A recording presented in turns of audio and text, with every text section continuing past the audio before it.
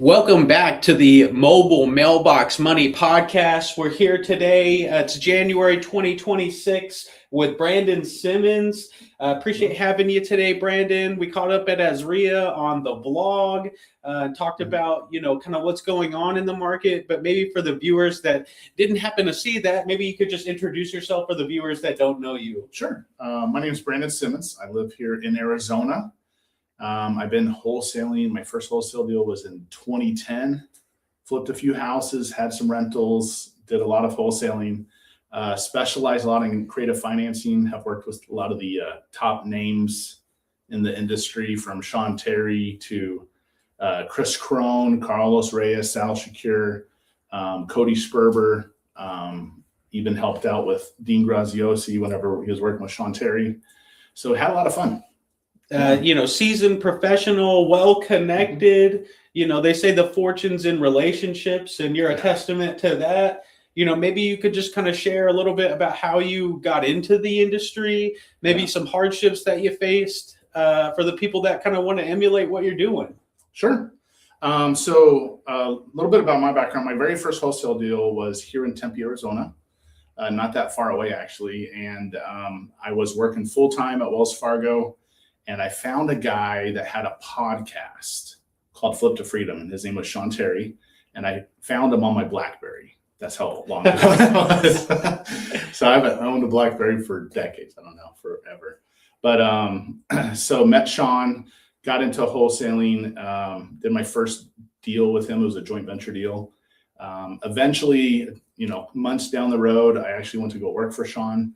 I worked as his dispositions manager. That means I just selling all the properties that we have on our inventory, email marketing, social media marketing, all that stuff. Doing numbers. Yeah. We would average well over 100 deals every year. Yeah, that's no small feat, to say the least. And we had a small team too. So I was the dispositions transaction coordinator and eventually the COO. So. To have not a lot of cooks in the kitchen and still do a tremendous amount of deal flow, that's really where the rubber meets the road at the end of the day. And it's hard to get to that point, right. Starting off, it's a daunting kind of feeling at any given time. You don't know which way to go. You're looking for a mentor, and it looks like that's kind of what fulfilled within that program. How did you meet Sean? I met him through a podcast and reached out to him. And then we did a few deals together, and he actually called me to come work for him. And I almost didn't take the job. I had a really good job doing loan processing and underwriting. I was in the mortgage area, and my brother talked me into my brother and my wife both talked me into taking the position. And he said, I promise you'll make as much, you're making probably more, most likely more. I was like, I don't know. And I had the golden handcuffs on and didn't want to take the leap, but then finally I just took the leap. And, my first year out of the gate, just in commissions, was well over 175,000. Boom. So never went back. So. Going from a good paying W-2 job and kind of taking that leap of faith is tough to do, and to align yourself with other, savvy, intelligent individuals is of utmost importance. You do some coaching and things of that nature. Yeah. Now, after becoming a seasoned professional in the industry, what's kind of been the difference maker for a lot of your students, that come to you and have the golden handcuffs? How do you navigate that? What kind of tools maybe do you provide to them in order to do that for themselves? Great question. What would you have to say about that? I think the biggest thing is they need to have a clear goal. And that helps me as their coach to figure out what their goal is and then what their limitations are. If they have a full-time job, how many hours are they doing? Typically, I won't work with anyone unless they have 10 to 20 hours a week to focus on the business. On the side. Yeah. And they need to have a little bit of money, a little nest egg for doing some marketing and stuff like that. But I've been able to help a lot of my students through doing JV deals with them. I've coached well over 1,000 people. And been hired by some of the top companies around town to come in and teach their staff like sales training, how to run an operation, how to scale an operation, and most importantly, I think understanding, all the different deal types. I love creative financing, and that's why I love working with you guys, because Seller financing, oh man, put a big smile on my face. Lease options, even bigger smile, like all this opportunity. And then now with the notes that you guys are able to create and help other investors and stuff, that passive income, it's all the stuff I'm passionate about. So it's a good fit. Those creative options are now more important than ever because of pressure in single family, interest rates at where they're at. They're not historically high, but, pricing's never been what it is. So those two factors in combination, create a perfect opportunity to solve a problem. Right. We'll get to the notes and stuff like that. But for an individual that doesn't have defined goals and benchmarks, that's extremely important. And then the education, at that point, now you have the tools at your disposal, to go out after a potential opportunity, so that's great starting off. We got to, kind of elevated higher level discussion into creative real estate and why that's an opportunity. From attending Esria and things of that nature, you actually came into contact with us, as well as I think you were reaching out about a deal. Yeah, I was reaching out to your sister. So, how did we meet? Yeah. What did that look like? Maybe for the people that were wondering. So I still do deals every day, right? And what I was doing is just reaching out to for sale by owners.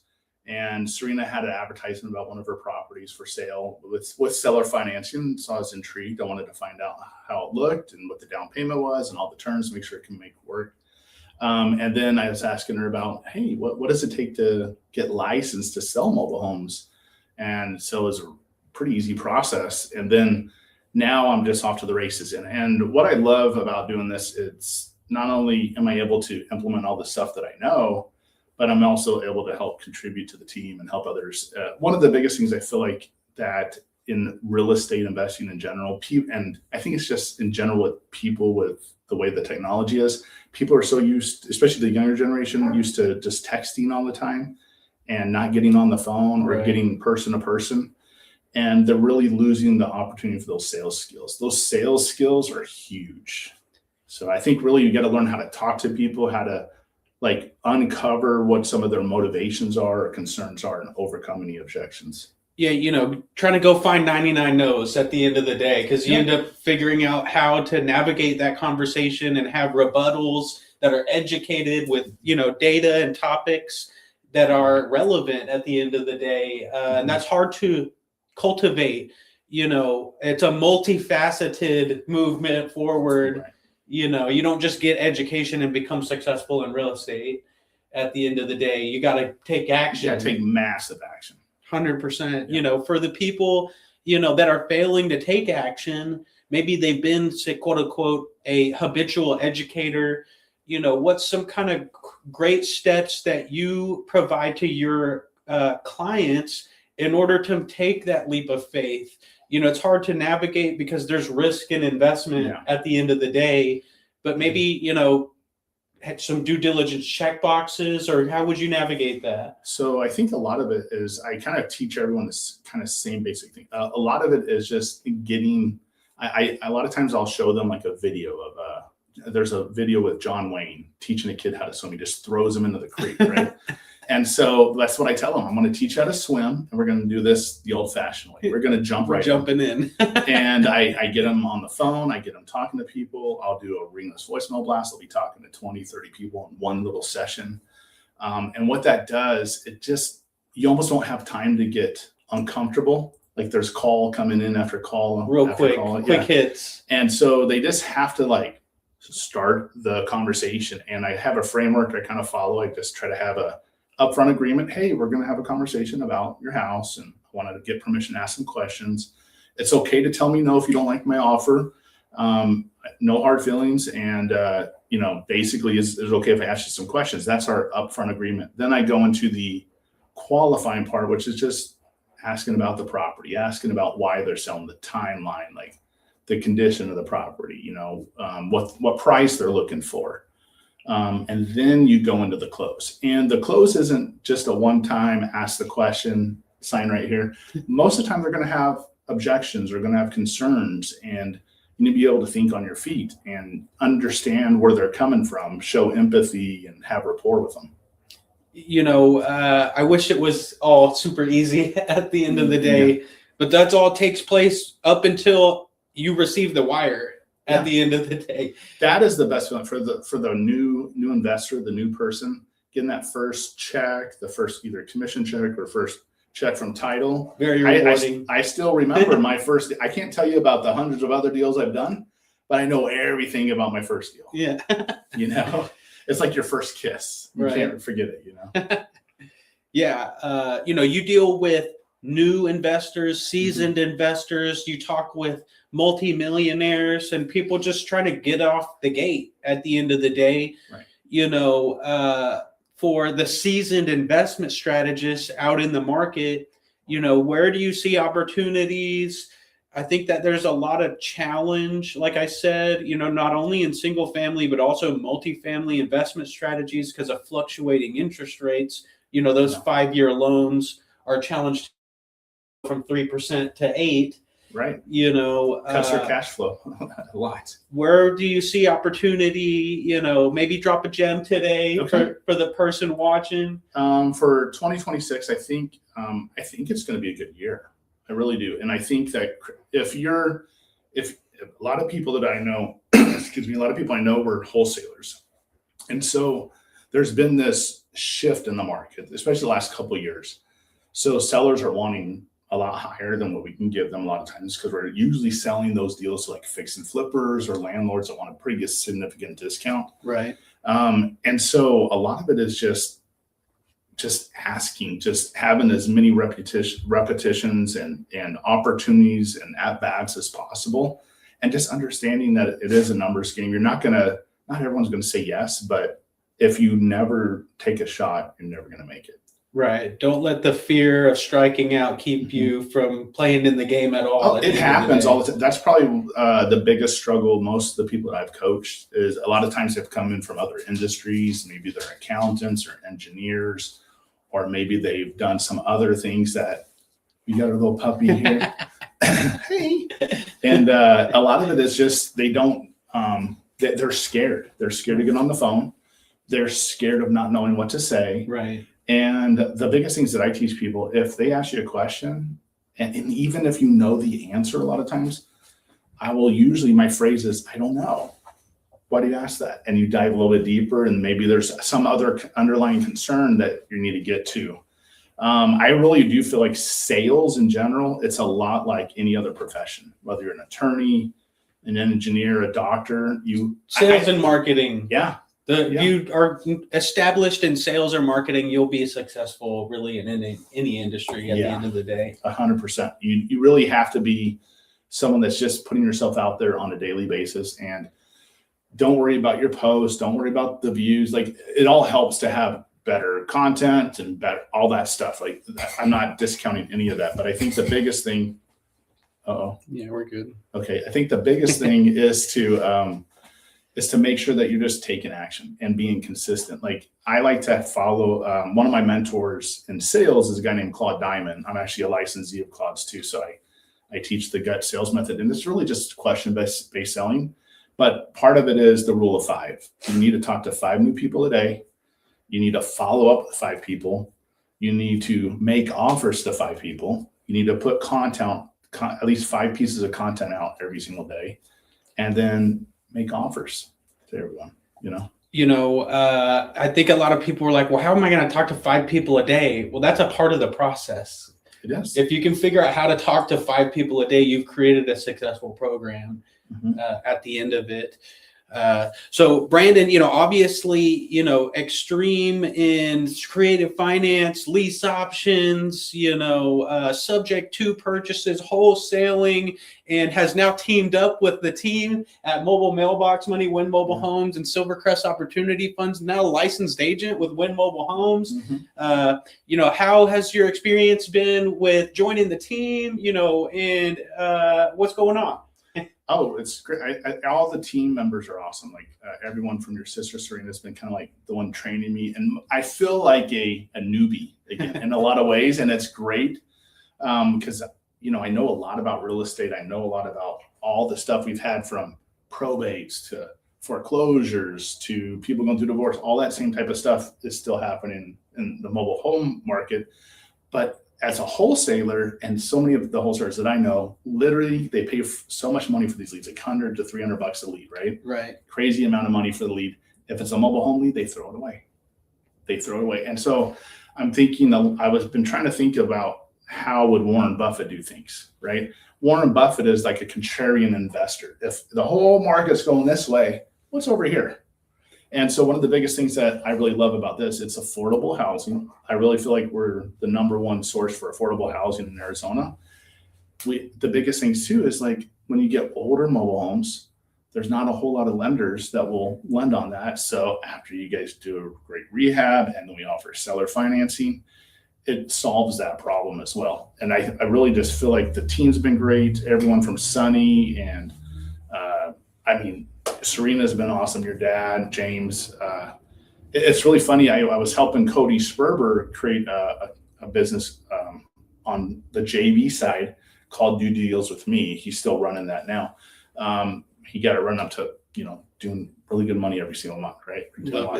But what's interesting was, I didn't know this, but Cody used to work for your dad. Oh, okay. Doing short sales. Yeah. Him and Sean. Yeah, this whole world is like a incestuous, like everyone seems to know everyone. So I think it's really important to have, just be ethical, be honest, do the right thing. One of the things that I did several years ago is I started a local mastermind, and a lot of people, they heard the whisperings nationwide. For everyone, we had people from Texas and Florida fly out and come to my mastermind. Oh, nice. We started established. We started like 14 or 17 people. Some of the people that are in there have sold businesses for millions.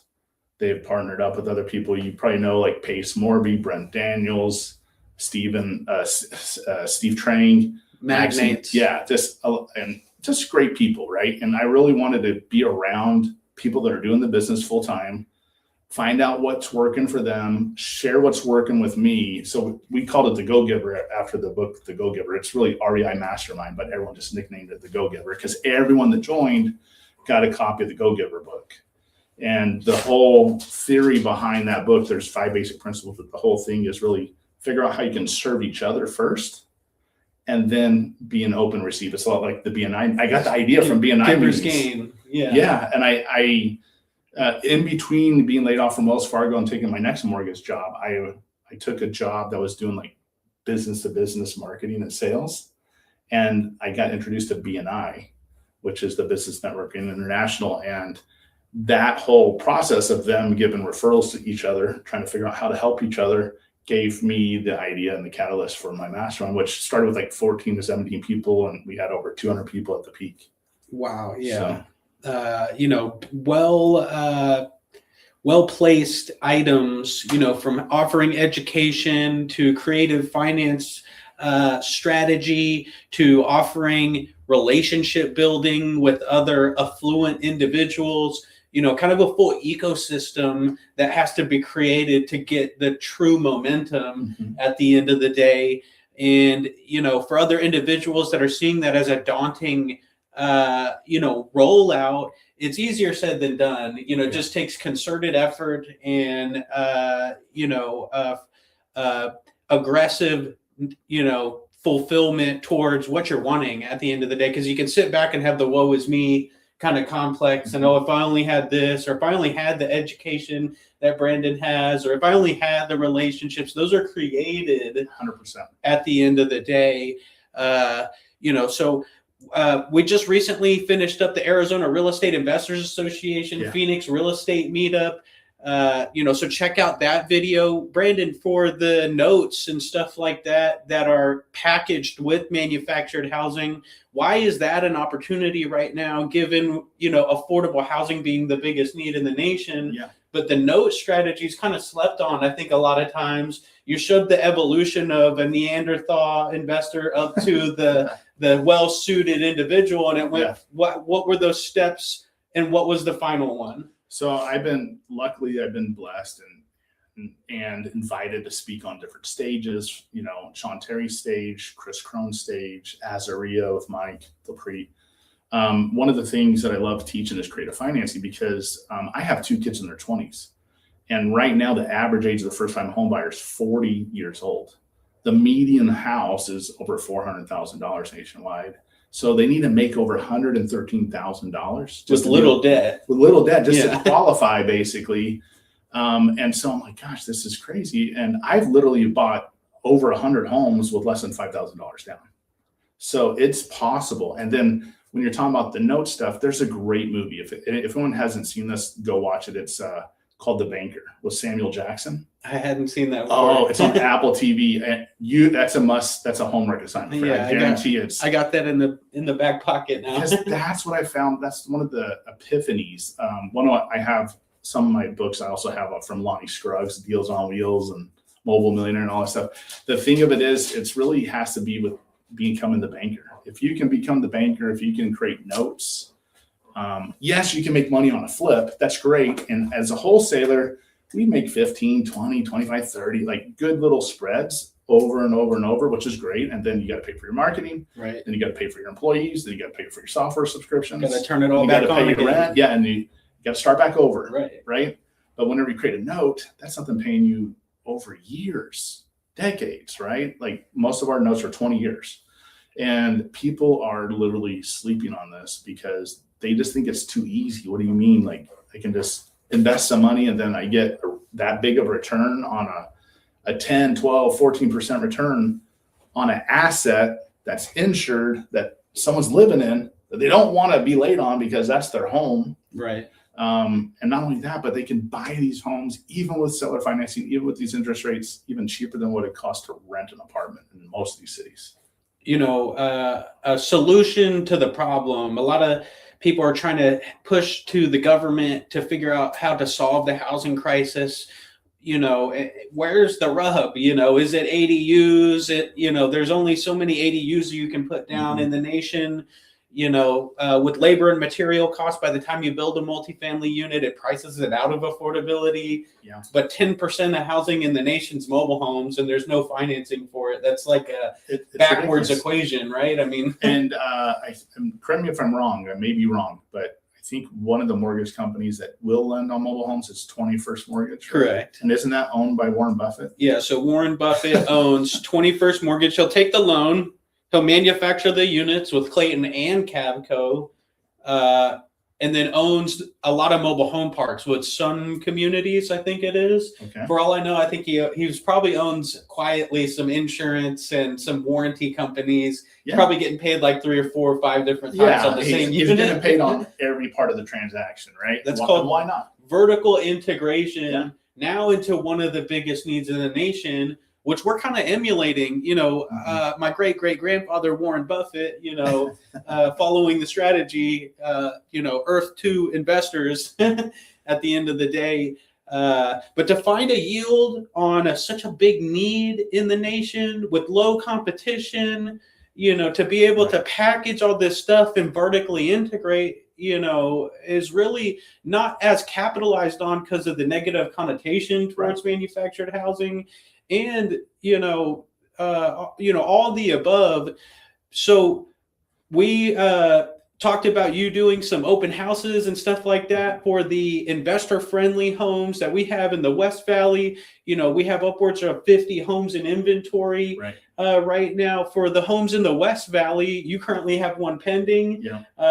Jetted over there to make a deal happen. You've been with us, I think, for 2 months, and have already done one, possibly probably 2 even deals. Less than that. I don't know exactly. Yeah, I think just under 2 months. But I think what I love too about the note stuff, because like people think, oh no, like if they invest on a regular house, right? So they're investing $400,000 or $500,000 as the lender. That's a lot of their capital tied up. Absolutely.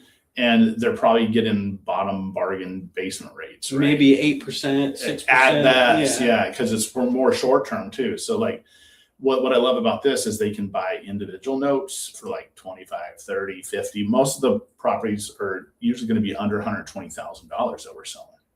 So the fact that most of these properties are super affordable, people can get in as an investor on the note side. That you have your accreditation. Your accredited investors are going into the Silvercrest Fund, and then you also have people who can just buy individual notes too, or help with construction notes. And this is, and by the way, the flips you guys are doing, like it was great. There's granite countertops, there's islands, there's brand new cabinets, recessed lighting, nice flooring. It's amazing. Not your grandma's mobile home. No. And we've bought a couple mobile homes helping out my wife's aunt and uncle. They live out here in Mesa for a while. And it's just crazy, like how much you can get for the price. And I think that's what everyone's looking for. What's the bargains? Where are the bargains at? Where are the deals at? And there's deals everywhere. For the homeowner to buy at a fraction of what it costs to live in that same area and actually get granite and new cabinets, and own for what market rent is. For the investor, they're earning an above average return, right, collateralized by one of the biggest needs in the nation with first lien position, only lien position on the title, cash flowing for more for less. In other words, truly once in a lifetime opportunity for all involved. Right. High amount of need, which creates transaction base. We do 3 to 5 deals a month right now. And just happy to have you included and here today on the podcast.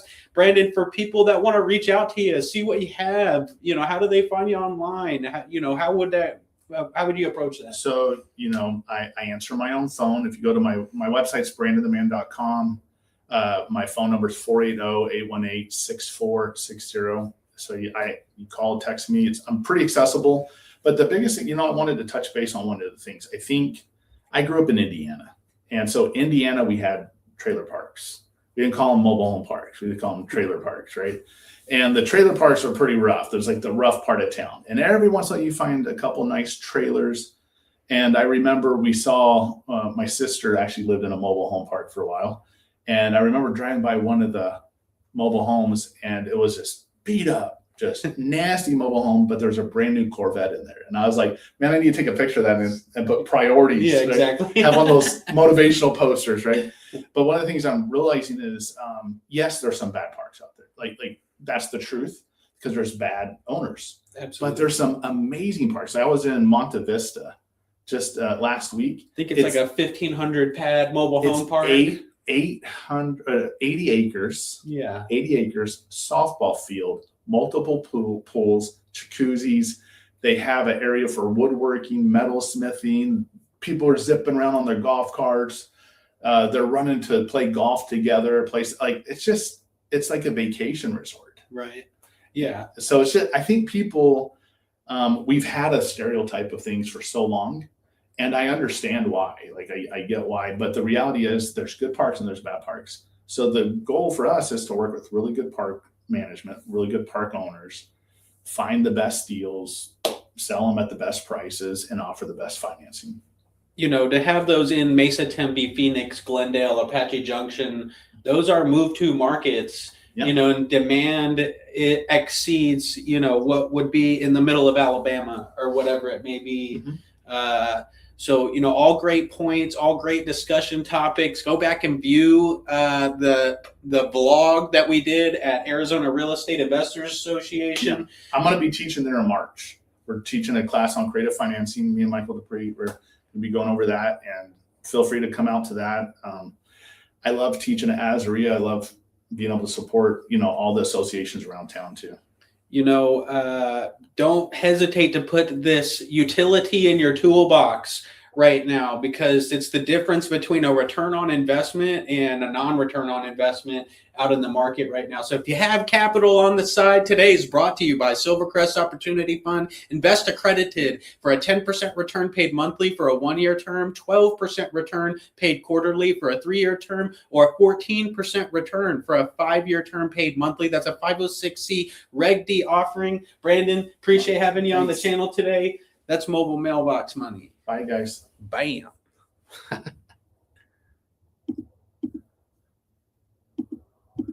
See if I can get this to end.